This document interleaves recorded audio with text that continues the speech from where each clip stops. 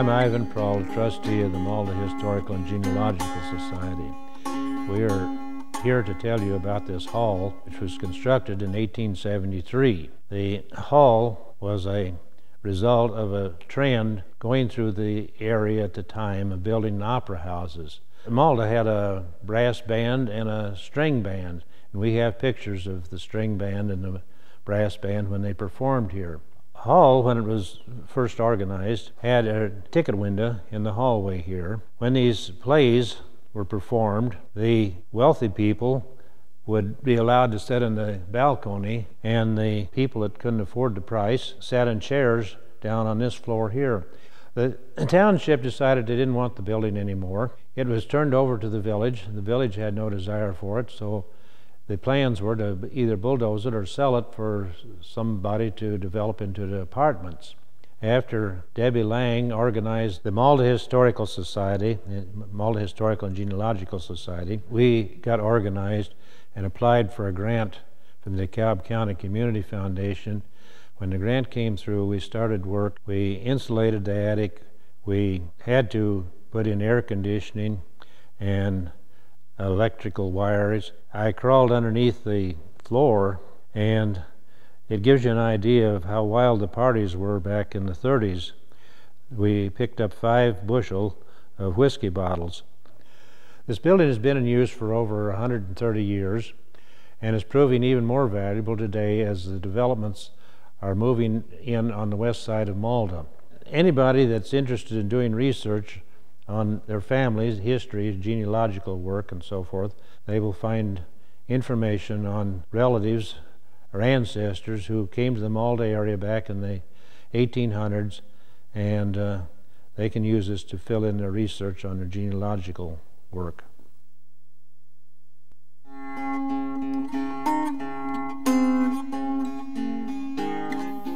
The Clinton Township Public Library in Waterman holds the dubious distinction of being the smallest facility funded by the Carnegie Corporation.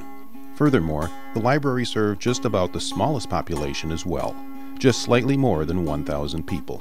The Carnegie Corporation required that 1,000 residents be served to be eligible for a library.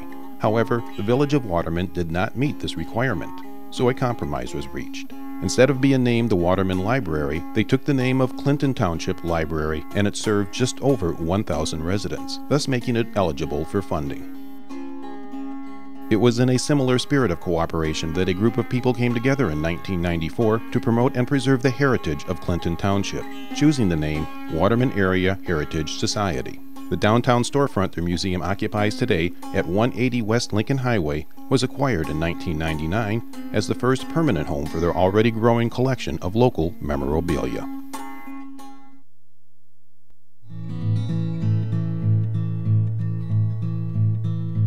I'm Richard O'Kane, and I've lived in Shabbona all my life. Yeah, the depot was used by the railroad until middle 60s, and then they were going to tear it down if we didn't buy it, so we bought it for $1 and moved it over on the city let us put it on the parkland. Now it's being used by the senior citizens and the Boy Scouts and the Historical Society and the Lions Club. Well, they updated the depot. We sandblasted it and painted it. Used money that we received from the DeKalb County Foundation.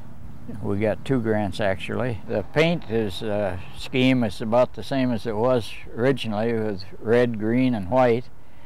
The lion we got for a parade in 2003, and then after the parade I bought it and donated it to the Lions Club. Having started the Lions Club, I thought the Lions Club needed a lion outside the depot to protect it. So Shabbona is proud of its heritage, and this depot helps us to remember the heritage of the Native Americans and the railroad that helped build Shabbona.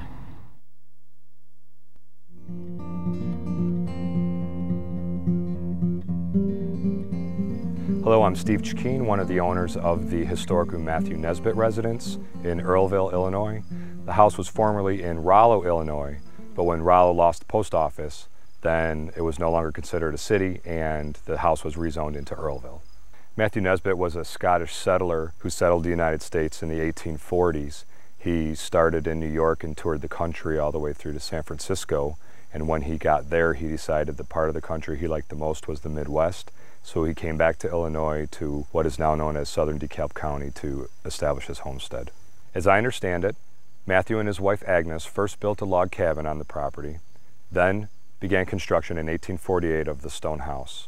It was a 5-day journey by ox cart to bring between 1 and 5 bricks from the Ottawa quarry. Because it took so long to bring the materials, it took 15 years to complete the house. In that time, the Nesbitt family had 6 children, and they were able to move into the house when it was completed in 1863. Matthew Nesbitt was somewhat of an inventor, and he built the house in a rather unique way. He left a 2-inch air gap between the wood interior frame and the exterior limestone. The result of that was that in the summer, when the limestone sweats, it did not rot out the interior wood frame, so the house is still as sturdy today as it was when it was built. The smooth square stones were used for the front and sides of the house. The rounder, imperfect stones were used for the back of the house. The interior of the house no longer resembles the original layout due to a major renovation that was completed in the 1950s. The original patio was removed to enlarge the front room, and these 2 pillars, along with this wall and windows, were put in its place. Sometime after the house was completed, Matthew Nesbitt also built this oak peg barn, and he did so in such a way that over a century later it is still very sturdy. In the backyard are the remnants of the cistern that provided running water to the house. The Nesbitts were good friends with Chief Shabbona, and he often came over for dinner.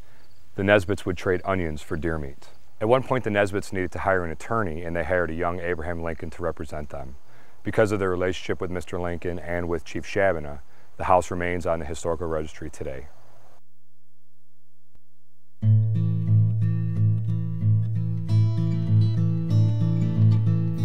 Victor Cemetery was originally known as the Victor Burying Ground when it was established in 1857, becoming Victor Cemetery in 1926. The land originally belonged to James Wesson, and different Wesson generations have continued operating more than 500 acres of land in the vicinity for more than 160 years. Besides holding the graves of Wessons, Suydams, and other early Victor Township pioneers, the cemetery holds the marker of a genuine Revolutionary War heroine, Hope Still Fritz. The story has long been told how George Washington and his army stopped at her father's home for something to drink after crossing the Delaware, and she provided them with as much milk as they could drink.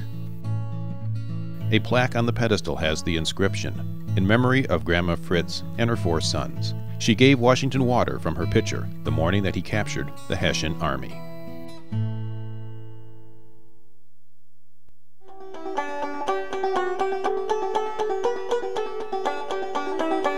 I'm Bill Bryson. I'm 70 years old. I was married in this church 47 years ago. I was baptized by George Reverend Schreiner. I'm Harold Parks, and I was baptized in this church in the 20s, as far as my recollection goes, and I will be 82 years old in a couple months. I'm Amber Sampson, and I was born in this church, and this has been my church my whole life. I'm Roger Tuttle. I grew up just a mile down the road from here, and I've been a lifelong member of this church for going on 70 years. Our original congregation met in homes starting in about 1850 for about 20 years. And then Mr. Simon Suydam donated the land for our church, and that's how our Suydam United Methodist Church got its name. Another neighboring farmer by the name of E.F. Cook left in his will funds to build the original church building in 1875. Our original church was struck by lightning and burned down in 1915, and we built a new church in 1916. It was dedicated, and it cost us a little over $7,000. In 1959, a new addition was added to the church on the north side by the donation of Tony Coppus, which was 3 Sunday school rooms and a new kitchen below with a bathroom. In 1999, with some money that was donated by the Donald Henderson estate, we put a new foyer on the church, plus elevator and accessible bathrooms for the handicapped.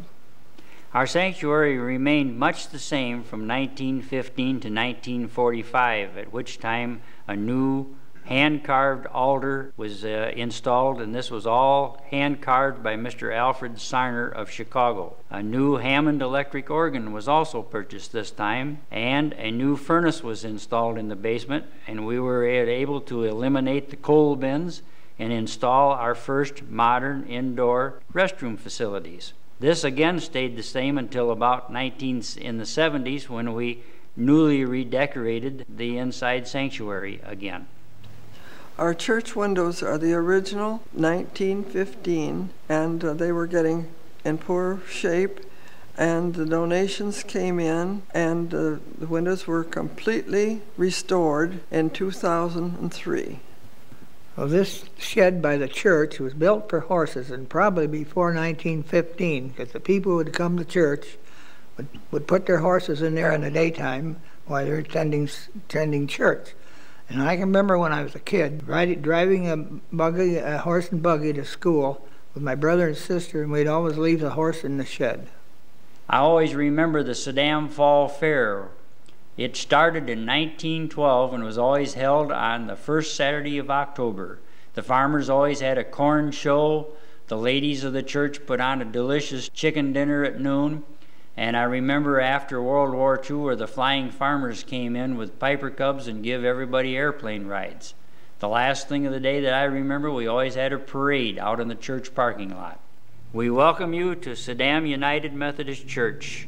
We've been here for 125 years and looking forward to the future. We're God's open house and God's open country.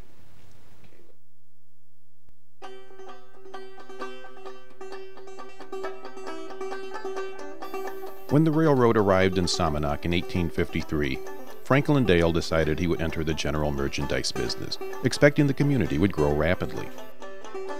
He is said to have asked railroad workers where the train depot was going to be located, believing that stores in close proximity to it would enjoy long-term success. What became the northeast corner of Dale and Sycamore Streets was the closest he could locate his proposed building, which backed up to the railroad tracks and faced south. The two-story building remains much the way it has always looked and represents a simple form of Greek Revival architecture, there being an open gable at the top. Currently, there is an antique store in the building.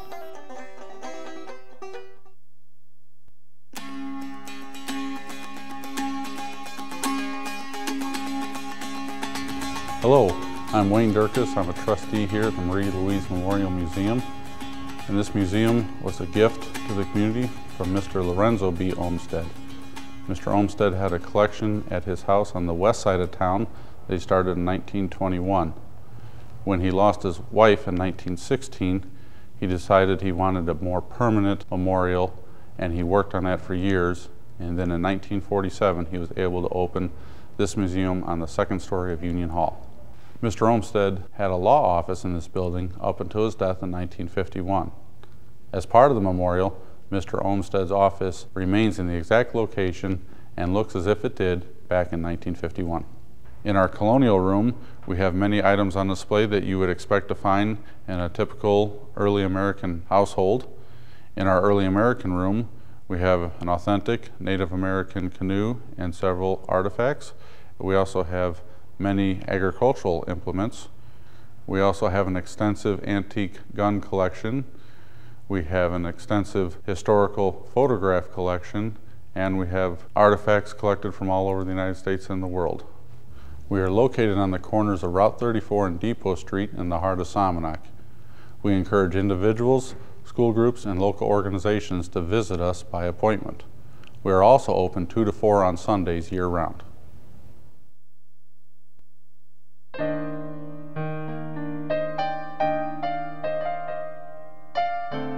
Welcome to St. John the Baptist Church in Somonauk, Illinois. My name is Reverend Donald DeSalvo. I've been here as pastor now for 8 years this month. This is one of the most exciting, vibrant, and hospitable parishes that I have the opportunity of serving in my 35 years as a priest in the Rockford Diocese. Most of the when you get to the history of this church, most of the people came from Alsace-Lorraine, from Germany, and from Ireland. In 1868, the church was built. Unfortunately, the very same year, it was destroyed by fire. From what I was told, that after the first funeral, they took the body down to the cemetery, which is about a mile down off of Hoxie Road, and while they were at the cemetery, they turned around and saw this cloud of smoke, and their church burned to the ground. They rebuilt on the same spot with great determination this present church. But last year, in 2003, we needed to get new carpeting, and strangely enough, that precipitated an awful lot of newness that came into the church. So what we did was to open up the sanctuary, redo the pews so that there was more leg room. It was built for people who were very short then, and some of the things that are still original from the church are the statues. They're very beautiful, but someone had painted them over, and we needed to have them restored also. The crucifix was given to the church by the Zeller family. The stained glass windows are still the original windows and are very beautifully done. They were made in Chicago by a German studio, done on glass and then baked on, but they've really stood the test of time and continually show forth their beautiful colors and character of what the artist wished to portray. The new things we have are the altar and the ambo, of course, the tabernacle. The statues of the angels on either side of the tabernacle are the originals also. So there's their part that we saved. And then, of course, the patron saint, John the Baptist, that stands and blesses our baptistry is there. That's all we were able to put in the church without, again, crowding it as it had been before in the past. Another characteristic of our church is the grotto that sits on the north side of the structure. It is really a wonderful attraction for those taking pictures after weddings and after First Communions. We're very proud of our structure and our church and our community. As I said, they are a wonderful, hospitable group of people.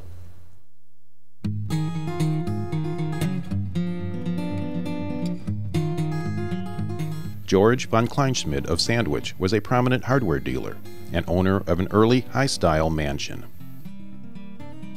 The mansard roof with gabled dormers atop the 1875 section of the house sets it squarely in the realm of Second Empire architecture.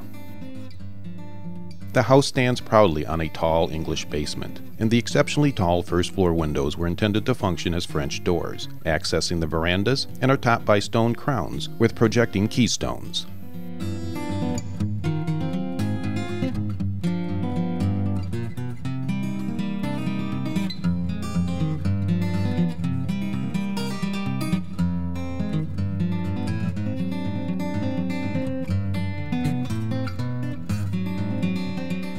In the 1970s, the grounds were overgrown, and the house had fallen into disrepair.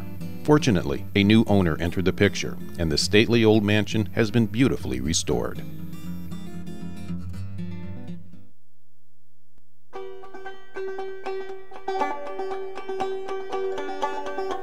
The city of Sandwich was incorporated in 1860. By 1878, it was a bustling railroad town in need of a larger city hall and a place for social activities.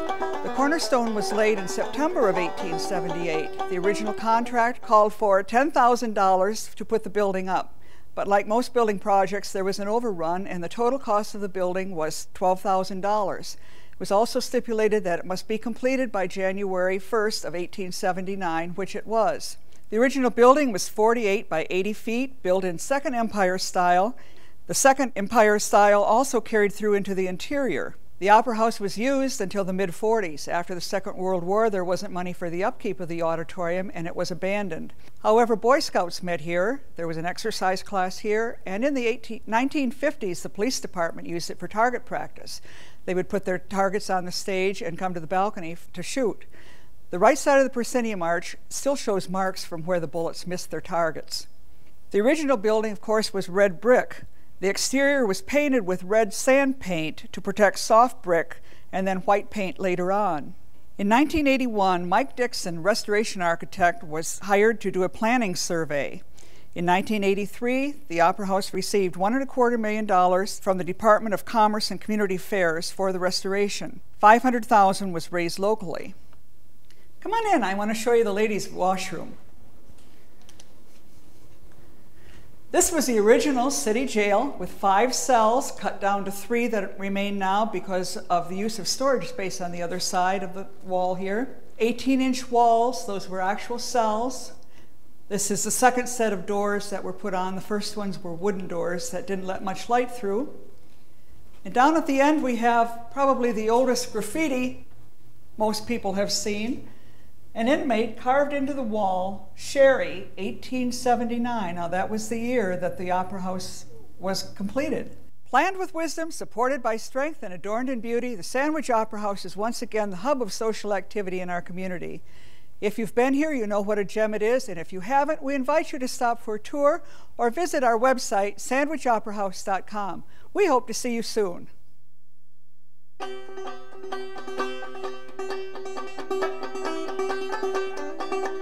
Hello, my name is Ron Wallace.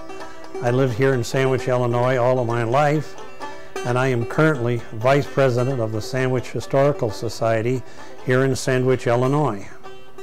And I'm Joan Hardy-Koff.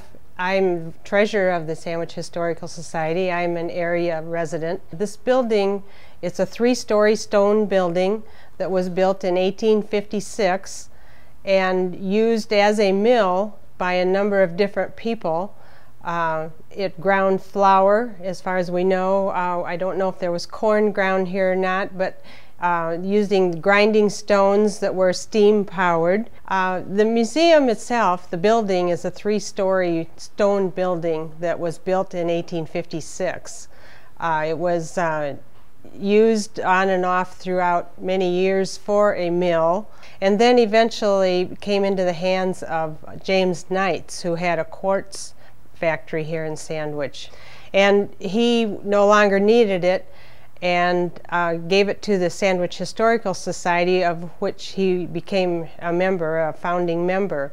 We have a number of band instruments that were used in the Union Band, which is over 100 years ago in Sandwich, and other bands too. We have a newspaper collection starting in the 1870s for about 100 years. We have gas engines, working engines, and also a model of a gas engine that was given to us by a local person and member of the Historical Society. We have a milk bottler that was used locally in a dairy. We also have on display here the Sandwich Manufacturing Company at one time, along with our other farm equipment that they made, also produced a hand-pushed lawnmower. This is a 1909 Regal. Regal car is the name of the car. It was given to us a number of years ago by the Leland family. They're from the Serena area. It's in running condition. We've had it in parades. It's a very nice, rare car. This is an article of fire equipment that was given to us by the Sandwich Fire Department when they needed room for expansion. This was used for fires here in town, I guess, for many years, and it is a hand pumper. We'd like to have you come visit the museum.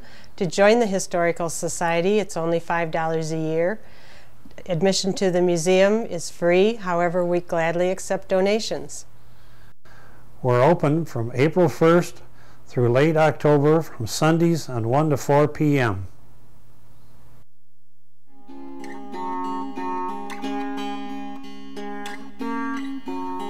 I'm Mary Frazier Hodson. I moved here in 1954 when after my great-grandmother Elizabeth Devine Frazier passed away. And my parents and my brother David and I moved to this home, which had originally been the home of William and Mary Faxon Frazier, who homesteaded this property in the late 1840s. This is my mother. And I'm Veronica Burkus Frazier, and I had moved here from Plank Road Burlington to Sandwich to teach school, and after I met my husband, from then on we lived over in Kendall County. The first 2 children were born there, Marianne and David, and then Joseph was born here. Like many of the other settlers of the southern part of DeKalb County, William and Mary Frazier came from Washington County, New York. William was born in 1816. His wife Mary was born in 1819. They married in 1842 and migrated west shortly after that. William and Mary Frazier had 13 children, and the oldest one, Carolyn, was born in New York. Then there were 5 that were born in Kendall County, and then the remaining 7 were born here on this farm. We have the story that the grandparents, William Frazier, went off and planted a tree for each child that was born. That's the reason there are so many mature trees in our yard. The Fraziers built a log cabin that we believe stood behind the present-day house. The present-day house was built in the Greek Revival style, which was very popular at that time, between 1855 and 1856. You can see from this photograph that was taken probably in the late 1800s that the original porch extended to the south end of the house, and that the main entrance to the house was at the front of the porch. There was a step that came down from that, a walkway that then went to the road, and there was a gate in the fence leading to the road. When John and I moved here in 1954, we tried to retain everything just as the grandparents had left it, and so therefore there hasn't been too many changes in the home other than the redecorating. We did take and have it painted on the exterior, and that's when the shutters were taken down. Then in 1980 I had vinyl siding put on. This is a drawing that we believe was made in the late 1800s. It features a man following a horse-drawn plow in the field across the road from the Frazier homestead. You can see a large pine tree in front of the house. That pine still stands today. My grandfather said that when his grandparents homesteaded here, the pine was already prominent. So we believe that it may be over 200 years old. The smaller house on the farm was built in 1881 for William and Mary's daughter Edith and her husband Pernette Potter, who moved back to manage the farm. It originally had shutters and a porch that wrapped around the east and north side of the house. The barns that you see today were not the original barns that were built during William Frazier's lifetime. My grandfather, Oliver Frazier, said that the original barns burned on August 11th, 1910. So the large white horse barn that we're standing in front of, the red corn crib, and the red cattle barn that stand behind this barn would have been built sometime after 1910. Because Sycamore and DeKalb have a very prominent history of their own, it sometimes overshadows the important history of the southern end of the county. And so for that reason, we very much appreciate having had the opportunity to be included in a journey through DeKalb County. And I too greatly appreciate this opportunity to tell the history of Frazier as well as this area.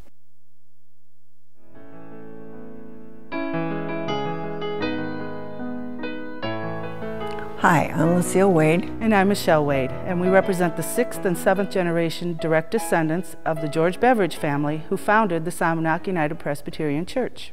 In 1843, a group of settlers trying to be faithful to Jesus Christ began worshiping together, forming what is now the Somonauk United Presbyterian Church.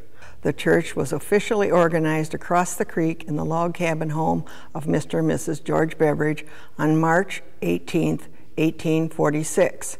In 1853, the congregation started to worship in its first building on this site, which was later replaced with a larger building. The current building was built in 3 stages. The sanctuary was constructed in 1875 and originally sat 500. Its architectural style is a compromise between the very ornate and the very simple. This is best seen in the design of the windows and the woodwork. With remodeling, adding more space between the pews, and the addition of the current 14-rank SD pipe organ installed in 1934, it seats half that number now. Also part of the original building are the current parlor, kitchen, and basement. The community room was built in 1931. It features a stage that was state-of-the-art for the time, including full lighting, a projection room, and a small office. A new addition at the back was added in 2000 to provide additional space and make the building handicapped accessible. It was designed to match the style of the rest of the building, right down to the custom-made woodwork. Besides worship and educational work, the church and its members have been involved in a variety of ministries and social actions over the years as they seek to be faithful to Jesus Christ. The church's active civil disobedience with its involvement in the Underground Railroad contrasts with its patriotic support of efforts to stop Hitler. Today, we are involved in a variety of ministries, such as the youth working with Project Cure and a medical supply ministry. Only time will tell us how we will minister in the future. We're very proud of our church and our heritage. Feel free to join us here any Sunday at 9:30.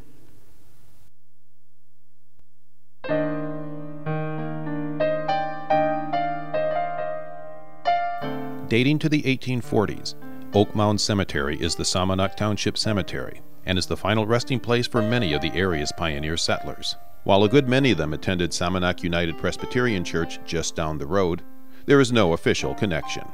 Brothers George, James, and Henry Patton were involved in beautifying the cemetery beginning in 1909, and the elaborate fence that now encloses the grounds is what initially catches one's attention.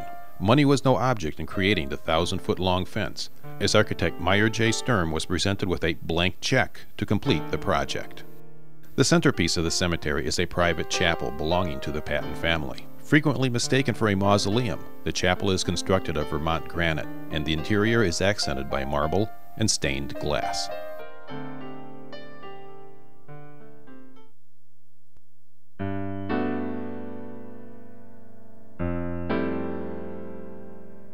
Just south of Hinckley is Greenwood Cemetery, a gentle mound covered with pine trees that rises in the distance west of Somonauk Road. Your first impression is that the mound is man-made. However, it is indeed a natural rise. The summit of the mound is crowned by a Civil War memorial.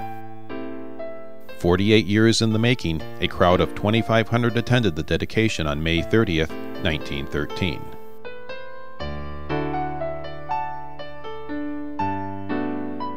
Greenwood Cemetery is the Squaw Grove Township Cemetery and occupies land originally owned by the county's first settler, John S. Seabury.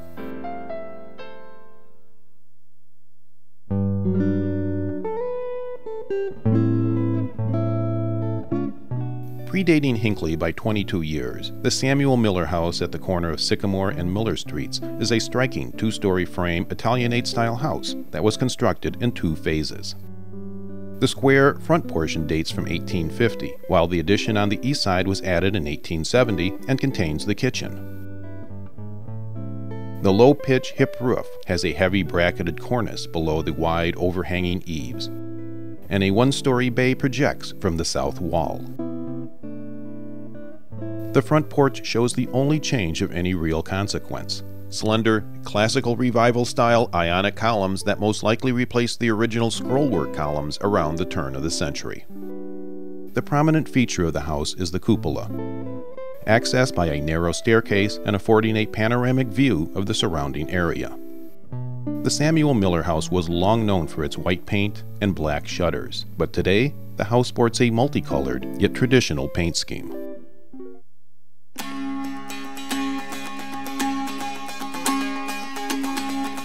Just south over Little Rock Creek on the summit of a hill known as Oak Knoll is the PHILO Slater House.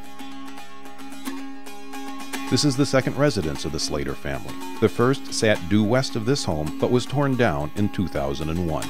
The current home arose in 1878 and was called the House on the Hill by the Slater family members due to its striking first impression.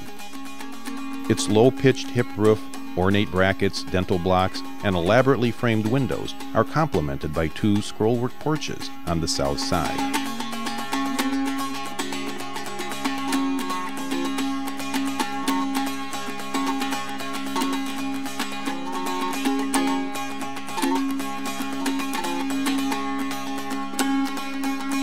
Following a short stint as an American Legion post, the house was painted in an uncomplimentary 2 shades of green. However, the magnificent restoration of the Slater home by the current owners included new colors that work well with the ornamentation of this historic home.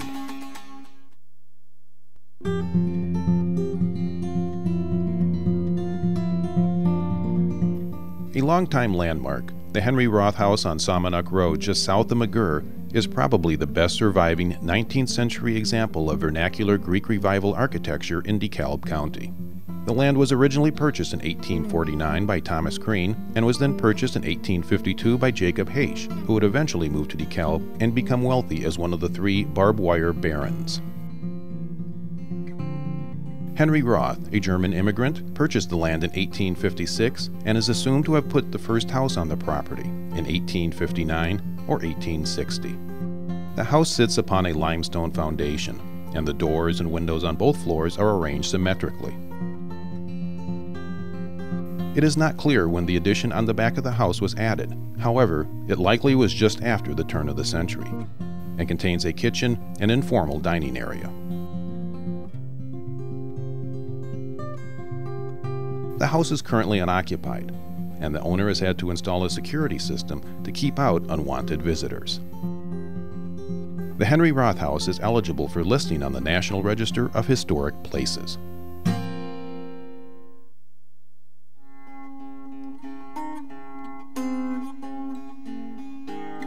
Hi, I'm Pastor Sandy Graber of Cortland United Methodist Church.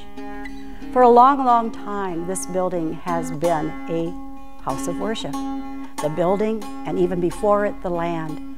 And then there was the actual structure building around 1864, records tell us. The first church. The first church only had 2 rooms, the sanctuary and chancel area, and behind it, a small, but evidently adequate fellowship gathering. And then a few years down the road, they found need to add a few more rooms and the bathrooms and put a full basement under the entire structure. We need to be able to meet the needs of the children of the community as well as the older children of God's community here in Cortland, and we need more room to do justice to that. We've always opened the doors here to community activities. Why, I'm told that long ago, before I was anywhere around this area, that this was the place to do your bridal showers and other social activities of the community. Why, this was where it was always held. The denomination has evolved over time, carrying different names. This began as the Methodist Episcopal Church, and then there was the United Brethren Church that merged with the Methodist Church back in 1968 to bring us up to what we are known as today as the United Methodist Church of here, Cortland community. People have worshiped here for so many years. Why, our very pews have on the end yet numbers where people used to buy the numbers and buy the pews, and it was all part of the history of many denominations. There's been people worshiping here for a long, long time, and through the grace of God, there will be yet to come.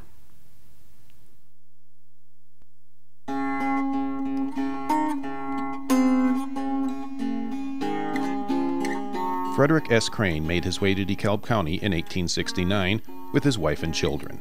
Their first home was destroyed by fire and was replaced by the stately brick mansion in 1885, which is 2 stories high and sits on a tall limestone foundation. A 2-story, 3-sided bay projects out from the otherwise flat west wall. Decorative elements include a low-pitch, hip roof, and wide, overhanging, bracketed eaves crown the structure.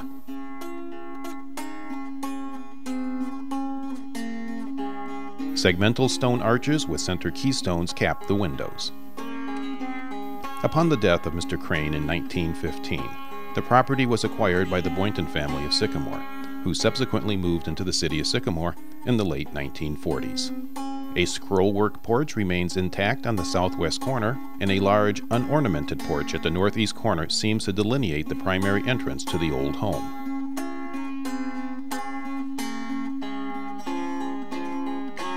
No longer a private residence, the F.S. Crane home is now the offices of Elmer Larson Sand and Gravel.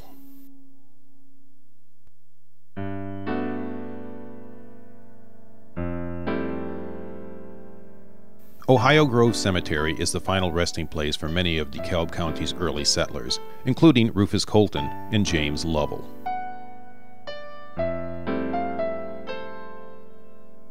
However, the tombstone of 16-year-old Marilla Churchill Kenyon is of special interest. Newly married to 21-year-old George Kenyon, Marilla died of cholera 4 months later.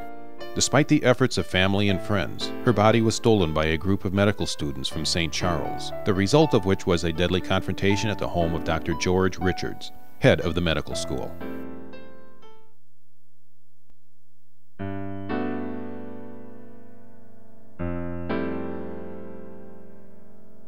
At the intersection of Old State and Henderson Roads stands the one-time residence of James Lovell, built in 1845.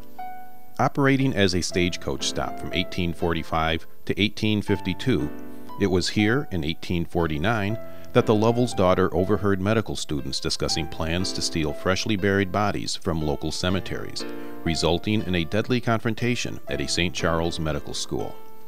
Interchangeably known as both Lovell's Tavern and Ohio Grove House, this historic home shows evidence of its past, along with 2 or 3 changes made over the years. At the back of the house, a 30-foot section containing sleeping rooms was removed in the mid-1930s, but one can still see where stone sills and lintels were left in place after the windows and doorways were filled in. The enclosed porch on the front of the house is not original, having been added probably in the early 1900s. The basic look of the house is of an attractive vernacular Greek Revival residence in the tradition of such places as the Elijah Foster Home in DeKalb and the Henry Roth House in Pierce Township.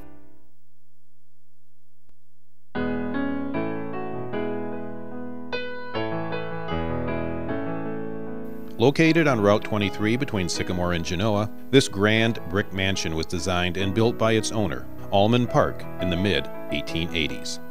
It is a fine example of Italianate architecture and ranks among the most pretentious of the old DeKalb County farmhouses due to the fact that it is brick and stone with hardwood finish. Italianate characteristics present include hip roof with wide overhanging eaves, paired cornice brackets beneath the eaves, and small rectangular windows in the continuous frieze band.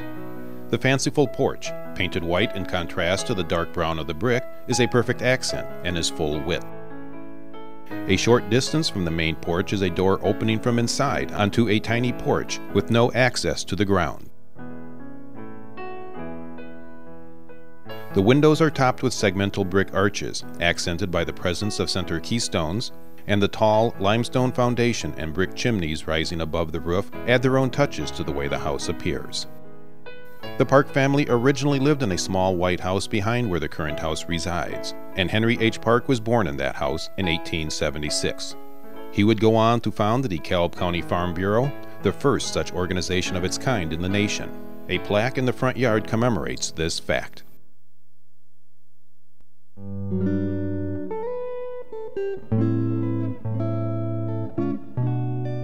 Between Sycamore and Genoa on today's Route 23 is the home of Ephraim Hall, built in the early 1870s. Speculation is that the family paid for the house by selling timber from the 500-acre farm to help rebuild Chicago after the infamous fire. This home is a striking masonry structure designed in Italianate architecture. The porch is not original, having been added in the early 1900s. From a distance, it appears to be made of stone. However, it is actually made of cast concrete, a popular material of that time. For a brief time in the 1910s, the Halls enjoyed the convenience of public transportation right outside their door. The short-lived Woodstock and Sycamore traction interurban line allowed the Halls easy transport to Sycamore, Genoa, and Marengo, but not Woodstock, as the name would imply.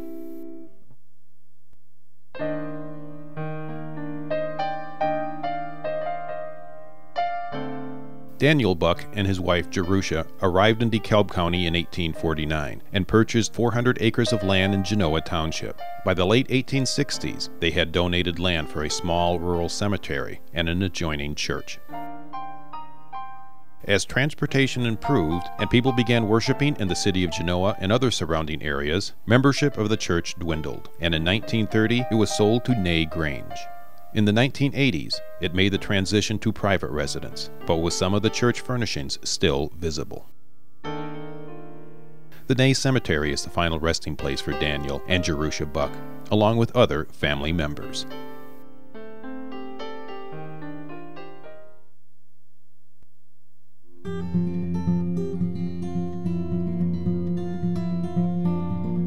William Wilde, a native of Somersetshire, England, moved to Genoa in 1891 and began building this beautiful Queen Anne-style home. The porches are its most prominent features, ranking the house as an example of Eastlake architecture, a close cousin to Queen Anne. The large wraparound front porch extends completely across the west side and approximately a third of the way down the south facade. It has 2 access points, and each stairway is positioned below a decorative gable projecting up from the porch roof, resulting in a classical revival feel. Other architectural elements include elaborate transoms on many of the windows, fish scale trim on triangular pediments, and 2 windows in the open rear gable. While the house is indeed large, nevertheless, at no point is the building wider than 28 feet. The house has remained as it was built over 100 years ago, as photographs from the period will attest. Even the lack of ground plantings is keeping with how the home has always looked.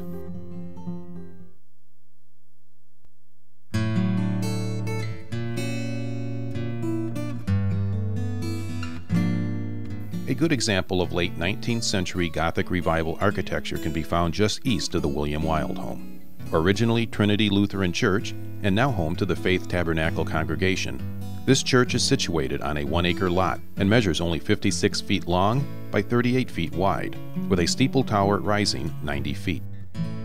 Symmetrical in nature, tall, narrow lancet windows grace both the sides and front of the church, with a pair of lancet windows above the main entrance in the bell tower. The original church members were primarily of German descent, and services were conducted in that language up until the early 1930s. Aside from an addition to the church in the 1960s, the structure has remained essentially the same for over 100 years.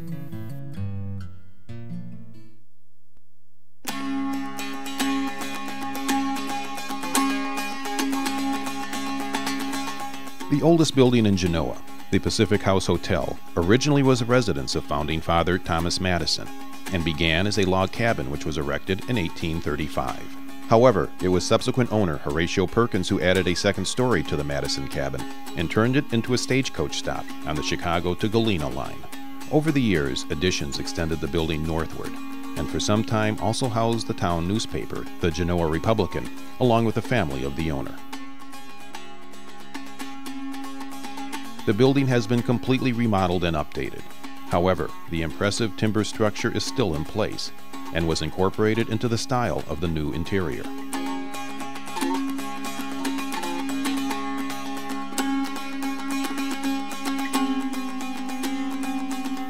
In 1972, the DeKalb County Historical Society placed a marker in front of the former hotel commemorating its early history.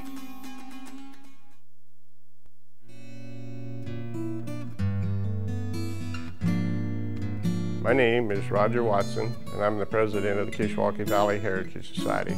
And we're in the Milwaukee Depot in Genoa, Illinois. Trains came to town in 1877, and the depot was built in 1882. At the time the depot was built, it was twice the length that it is now. And sometime during the turn of the century, they cut the depot in half and moved the baggage half somewhere else. We don't know where it went to. The depot stayed in use until 1967. The depot was abandoned for 10 years, and then the J.C.'s purchased it, moved it down to this location here in 1977. Later that year, the Kishwaukee Valley Heritage Society was formed. Most of the items that we display are from the Genoa area. We have a piano that was made in Genoa by the Thompson Piano Factory. Hundreds of common items from the turn of the century. And the table that the first Farm Bureau was organized around, which is now DeKalb County Farm Bureau. We're open April through November. Wednesdays and the second Sunday of every month from 2 to 4. Please come visit us.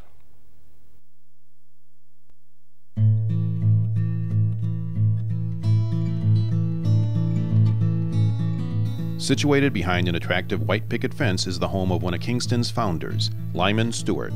Dating to 1876 and surrounded by trees and hedges, this stately, two-story dark brown brick edifice sports a hipped roof and brick chimneys. The west side is perfectly symmetrical, and the second-floor windows are aligned above the first-floor windows and door. The white trim around the six-panel door has a simplified colonial revival feel to it, although the brickwork above the windows is more in keeping with Italianate decoration and seems to contrast the original style of architecture here. The younger of the two brothers, Lyman Stewart, passed away in 1882 at the age of 60, 24 years before his brother James died.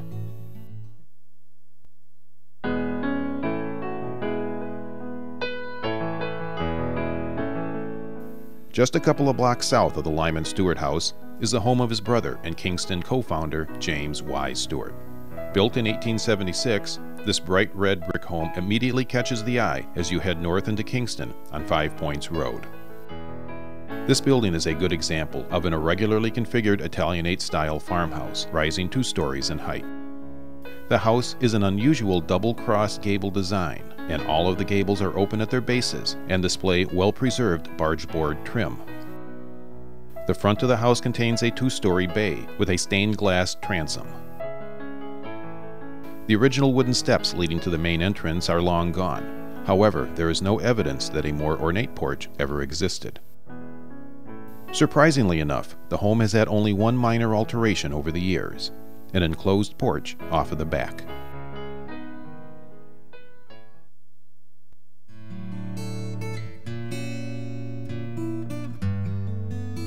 I'm Helen Rood.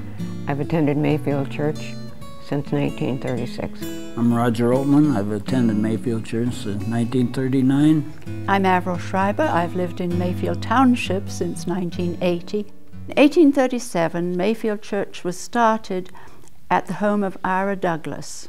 In 1844, Wesleyan Methodists split from the Methodist Episcopalians. In 1908, this shows the early church with the cupola and the parsonage. In 1913, the church was raised from its foundation and a basement was built under it. In 1961, the congregation merged with the Evangelical and Reformed Church and became Mayfield Congregational United Church of Christ.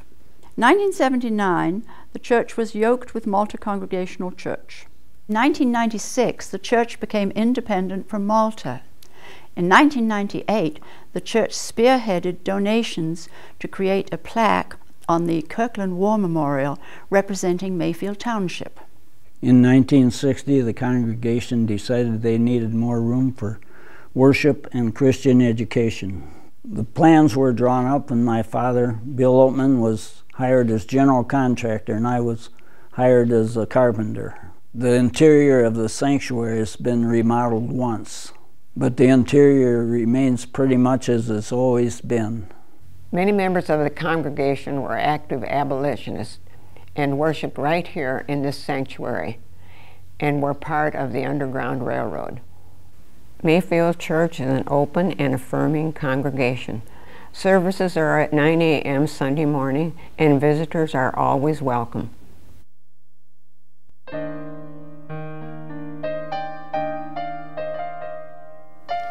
My name is Michael Morrell.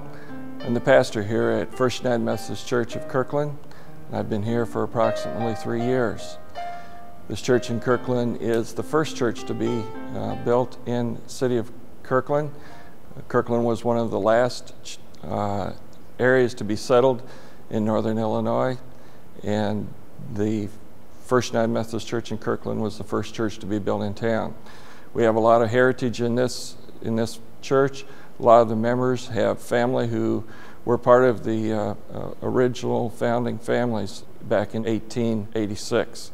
One of those families is the family of Mrs. E.C. Ives, who we affectionately call Granny Ives. Granny decided that we needed a church and went door to door collecting funds to build a church, which was ultimately dedicated in March of 1986. So we will soon be celebrating our 120th reunion. So we celebrate that. Her family is still active in the church, and presently there are 5 generations in that family since Granny's time, and in November they are expecting their 6th. The church building is obviously not the same as it was then. The sanctuary that we now worship in, facing toward the west, at the time the church was built, the sanctuary faced toward the south. There was a balcony in the north area, where now we have a beautiful stained glass window which was donated by Granny Ives in memorial for her husband. Shortly thereafter, they added on the east and west sections, whereon our chancel is now sitting. The last redecoration was done in the early 1980s, and we worship in this setting yet today. If there's one thing that this congregation is known for, it's their turkey supper. The turkey supper was begun back in 1935 as a fundraising project by the Methodist men here in the congregation. Through years, it grew and got to be not only a major fundraiser, but also a great time for the community to come together and celebrate Thanksgiving. Unfortunately, we no longer have the turkey dinner, but we have several dinners and a lot of great meetings and dinners that we hold each year here at the church. We invite you to come and to join with us. Our worship services are at 9 a.m. on Sunday mornings, and we also have a Saturday evening worship service at 5 p.m. and you are welcome to join us, if nothing more than just curiosity. So please come and join us. We welcome all who come.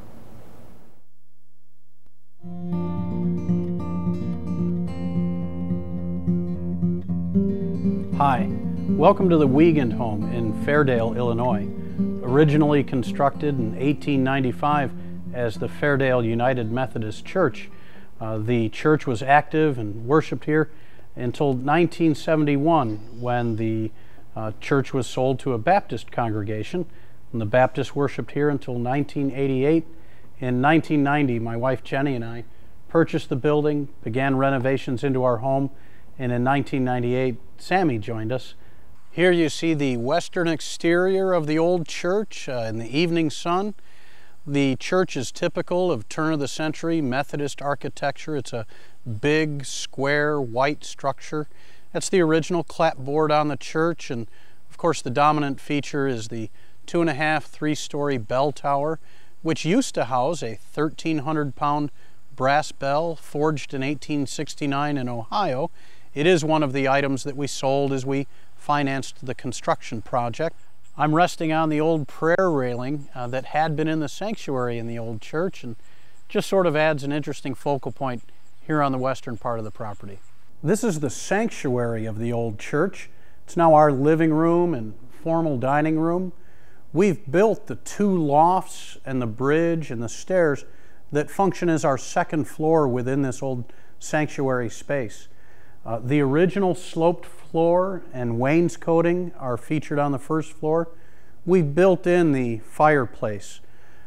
We were drawn to this room and to the building by the beautiful stained glass windows. This northern facing window gets beautiful morning light that plays through the mauve and rose colors, very soft pastel colors. And this western wall is brilliant in the afternoon, this stained glass window that features golds and browns and oranges. The afternoon and evening light plays beautifully from the west. This basketball hoop and backboard are probably the most unique feature for a living room. We do play indoor basketball and put a whole new spin on the phrases shooting prayers and throwing up Hail Marys. This is a room that we have a lot of family fun in. This is the entryway to our home, the church. The double doors that used to be the entryway have been replaced with a stained glass door that we replaced, big wooden double doors that opened up. The entry into the sanctuary was over here that we've drywalled and added our own hooks for coats, and those were big double doors that swung open as well. This is the entry into the vestry, and this was also a swinging door that we took off to lay the kitchen floor here. We had 2 toilets, 2 bathrooms when we moved in. That was pretty much the only thing that was here. And we made that into the laundry room. The entrances were on this side. This was all the vestry area that we've made into our kitchen. We've added the cabinets and countertops and all the kitchen essentials, obviously, but the wainscoting is original, as are the pocket doors, and that one still works and can close up if we need it to, and the cabinet in the corner there is original with the wainscoting. This is the spiral staircase coming from the first floor to the second floor. This was all built, handcrafted, each one cut just for this space by Joe's father, Jim Wiggins. And we built the first loft over here in 1990 and finished it in 91, and built this one in 95, 96. So to bridge the gap, we built that walkway and added off on this space an office area. This is the second loft that we built. I believe we started it around 1996 and finished it around 1998, fully completed with the railings and spindles. Mostly we built it in order to have more bedroom space. And off to my left we have Samantha's bedroom. She's 6 years old and has decorated it accordingly. We also arced this out, much like the window wells on the other loft, a little bit further because of the arch that was already existing in the church wall downstairs. I really like living in this big, cool house. Thanks for visiting.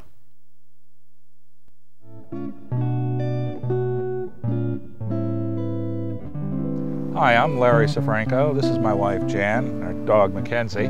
We purchased the Gottlieb Huber home back in 1992. Since then we've made some changes to the place, mostly renovation and restoration, trying to stay with the original design. Jan? The Gottlieb Hubers moved here from Germany with the Wilbert family, and they still live, the descendants still live in the area, and the Hubers built a home down on Rich Road, not too far from here initially, a very small home, and then they built this large home. And over the years it's changed a little bit. It's had shutters removed and a different roof line and a porch that wrapped around the entire house. And there's been various fences come and gone over the years, and the trees of course have changed, and a lot of these trees are over 100 years old. Shortly after we purchased the house, most of the work that we did initially was inside, but then outside we had new shingles put on the roof, we had new gutters put on. I was initially thinking about putting some vinyl siding, but Jan talked me out of that. The siding we had sandblasted. It's cedar siding. What we wanted to do was to preserve that as well as we could. The porch railings were rotted to the point where we just couldn't salvage them, so I had them completely redone to match the original. And also we added the railings that go down the steps are new. It originally just terminated at the top of the step.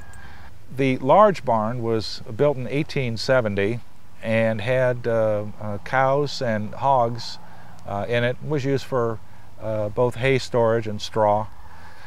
The main entrance to the house leads into this room, which we use as a family room. This room used to be the dining room, and it's quite a large room for a dining room, but they were feeding a lot of people. One of the interesting features of this room that we really liked was the floor.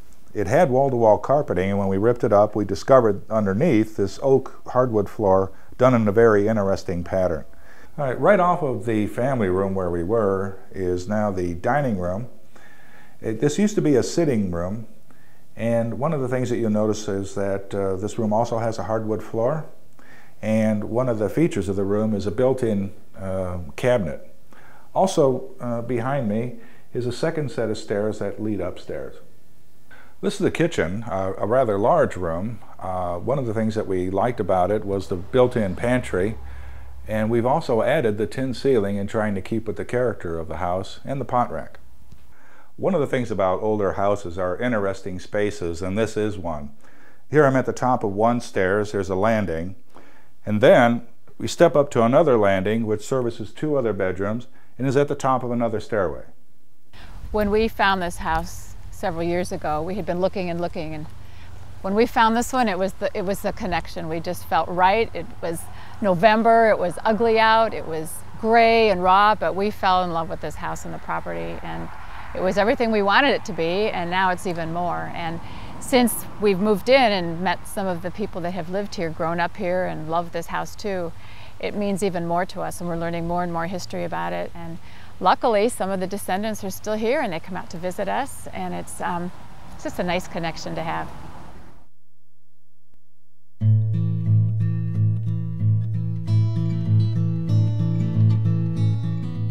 Our video tour of DeKalb County historical homes ends here at the Northwest Malta United Methodist Church on McQueen Road. Persons of the Northwest Malta Evangelical United Brethren Church, as it is recorded in local history, met as early as 1865 or 1870 in the area, with construction of this church building in the early 1900s.